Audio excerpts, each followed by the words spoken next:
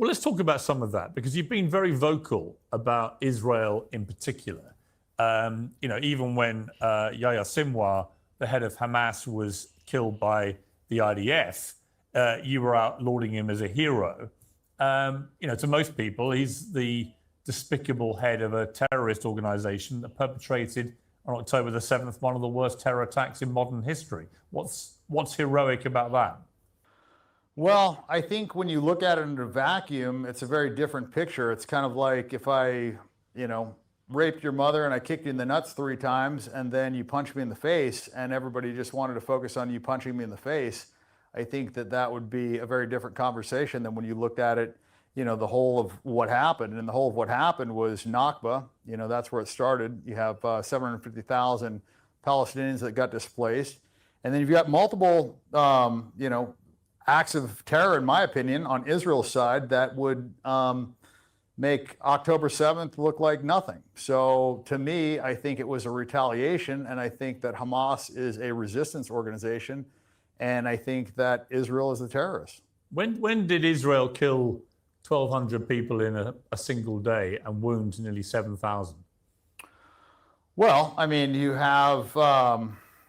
Nakba, there was, 15,000 people killed during Nakba. There was Sabra and Shatila. That was 3,500 civilians. Then you have 2014, they killed 1,500 civilians, 500 plus were kids. So any one of those days would have been much worse than October 7th, but nobody really talks about those that. didn't happen in a single day. And October 7th is not nearly as bad as what they say. Well, those didn't happen in single days, as you know. Oh, so it doesn't matter. Your mom didn't die on the same day, so it doesn't count for Piers. That's the fucking argument here. All those deaths don't matter because we love Israel. That's the whole fucking point. Well, you have, Sabra and Shatila, that was 3,500. Notice how Piers didn't say anything bad about any of those things. All he said is, well, those didn't happen in the same day. That's people. So that was basically 7 October 7th. And October 7th, I think the numbers get inflated a lot too, because you're not taking into account that it was only 650 civilians, and there was the Hannibal Directive that was employed. And the Hannibal Directive is when the military is basically killing civilians so that they aren't taken as hostages. And, that had to be hundreds of people. So I would argue that it was less than 500 civilians that were killed. And to me, that is much less than what, the Israelis have been doing to the Palestinians. But you said But Dan, they're the Jewish people. That's the whole fucking argument here. Like, he doesn't see anything bad Israel does, but he does see it bad whenever they retaliate against Israel for what Israel's done. That's literally the mindset of most of these Zionists. Piers has come a long way towards going against Zionism, but at the time of this interview, he was full on Zionist. Even, the year when October 7th happened, they had killed, hundreds of Palestinians that year. It was the bloodiest year for kids. So that was a reply to what had been happening. But when you say that October the 7th wasn't as bad as people have said, what do you mean by that? Because from Hamas's own... He already told you, because if the Hannibal Directive is directing the IDF to kill their own people and then count those people as people that the Hamas has killed, yeah, that's why it's not as bad, because they're killing their own people.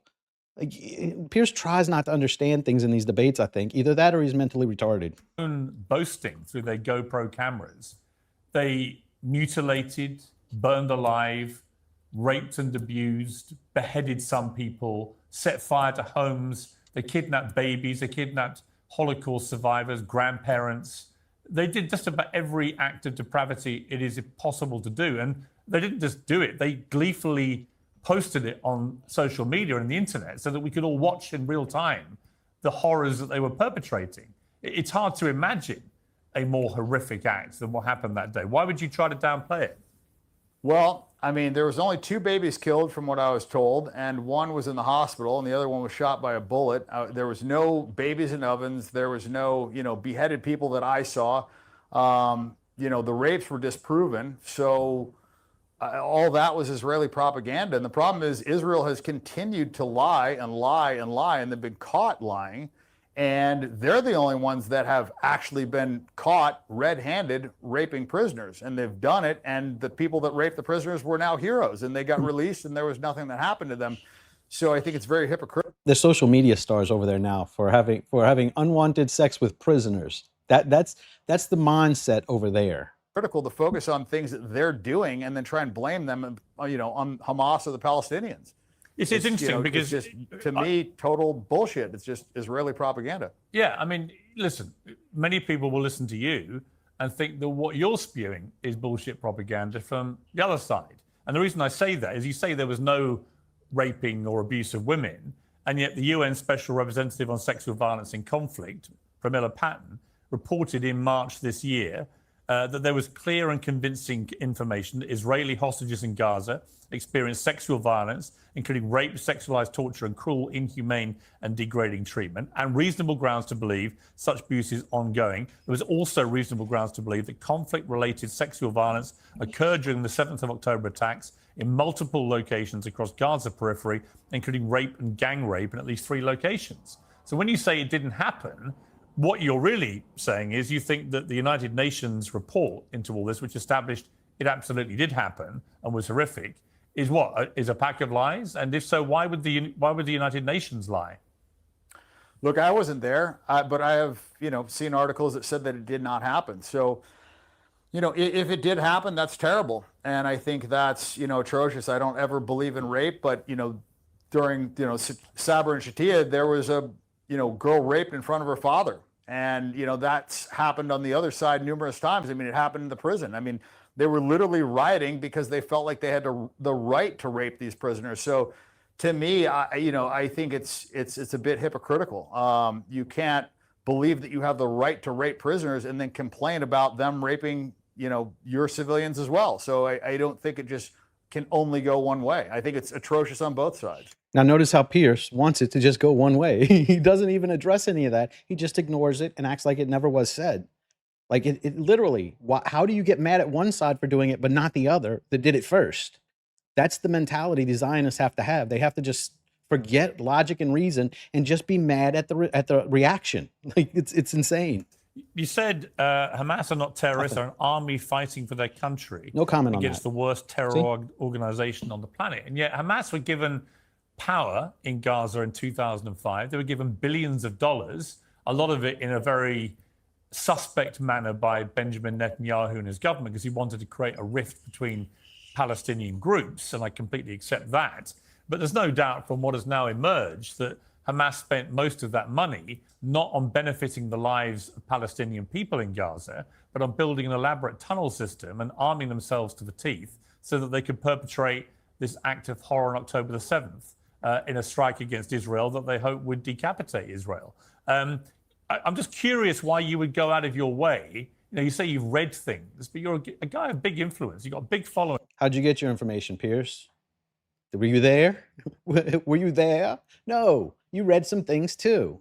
30-odd million people on Instagram. I with respect, and I say this respectfully, I understand why you want to support the Palestinian cause, and I'm sure there'll be many points of agreement we would have on that. But just to say, well, I read somewhere there were no rapes and abuse, it doesn't seem to me like you've really studied, or perhaps don't even want to study, the facts about all this, because it would go against your own narrative. Would that be fair?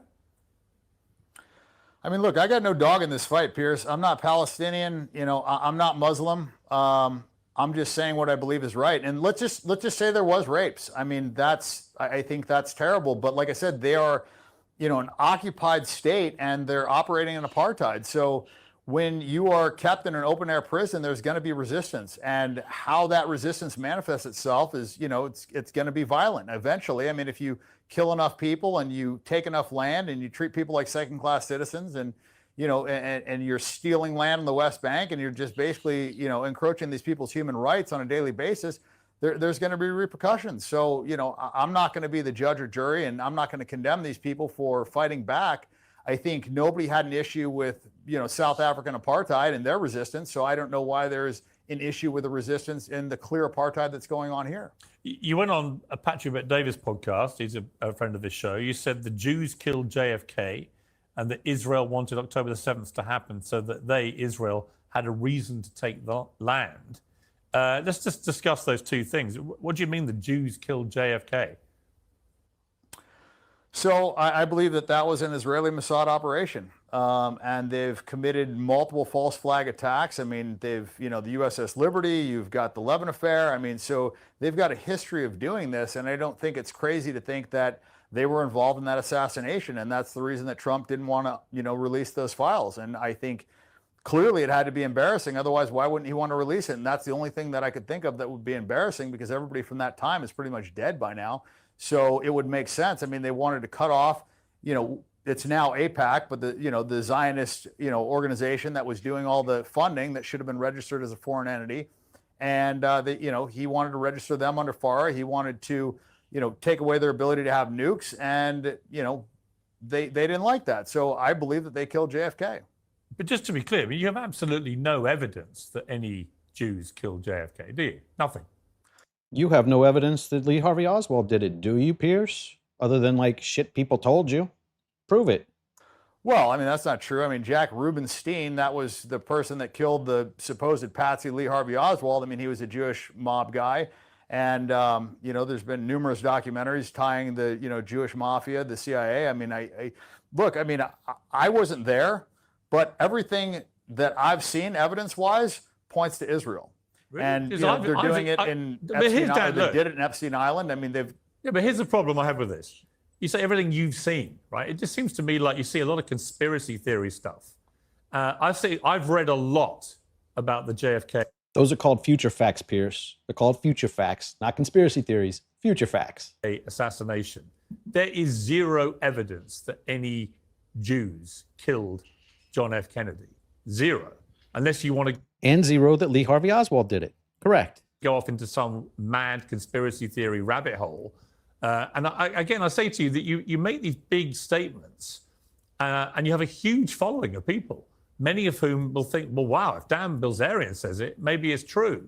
And that way, I would argue, this is how a lot of conspiracy theory stuff in the end gets propagated and promoted to the detriment of society, because people like you who are very smart, there's no question of that, and very successful and made a lot of money being very successful. I'm just curious why you want to be so inflammatory without actually having any evidence. And as you say, to just sit back and... Why do you want to speak out against our overlords, bro? That's his question here. But why do you want to be inflammatory? No, why do you want to speak out against our overlords, the elites who rule us? Why do you want to speak about that? They're going to get mad. Like, stop groveling, Piers. And say, well, I wasn't there. Well, I wasn't there.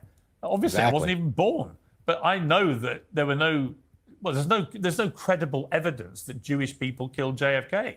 And yet you just say it as a fact, as if somehow we should just believe this.